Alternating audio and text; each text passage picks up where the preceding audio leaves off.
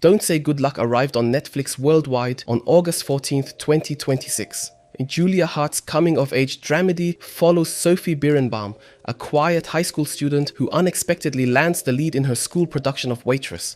At almost the same moment, she learns that her mother Elizabeth's cancer has returned. The movie does not turn that setup into a complicated plot. Instead, it focuses on a harder question. How do you keep living an ordinary teenage life when ordinary suddenly feels impossible? That approach works largely because Sandler plays Sophie with restraint. The role does not need constant big emotional speeches. What matters is uncertainty, embarrassment, fear, and the strange feeling of still wanting to be a kid while being forced to understand something much bigger. Sandler has an easy screen presence, even if some scenes are directed a little too softly. Melanie Lynskey is even stronger as Elizabeth. She refuses to let the mother become a one-note symbol of suffering. Elizabeth can still be funny, caring, stubborn, and overwhelmed. That is the movie's biggest strength. Don't Say Good Luck does not use illness only as an emotional button designed to make the audience cry. It is also interested in what care does to a family, how parents try to protect their children, and how loving decisions can still cause pain. The story was inspired by screenwriter Laura Hankin's own teenage experience,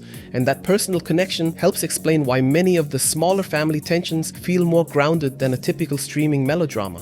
The theatre material is more than decoration. Sophie has to perform emotions on stage that she can barely organize in private. It is not subtle, but it is effective. At the same time, the movie clearly likes its characters a lot. Conflicts are often smoothed over faster than the material deserves. School rivals, romance, and family disagreements can feel more like gentle obstacles than real sources of pressure. Anyone expecting a sharper teen drama will get something warmer and more forgiving. The supporting cast, including Max Greenfield, Stephanie Beatriz, Bebe Neuwirth, Steve Buscemi, and Jon Lovitz, mostly adds texture rather than new dramatic weight. Keeping the focus on Sophie and her mother is the right choice, and it prevents the large ensemble from pulling the story in too many directions. Don't Say Good Luck is sentimental, occasionally too polished, and not every conflict carries enough weight. But its warmth rarely feels cynical. Sunny Sandler handles her first major leading role with confidence. Melanie Lynskey gives the movie its emotional foundation, and Julia Hart finds a surprisingly sincere tone between school musical excitement and family crisis.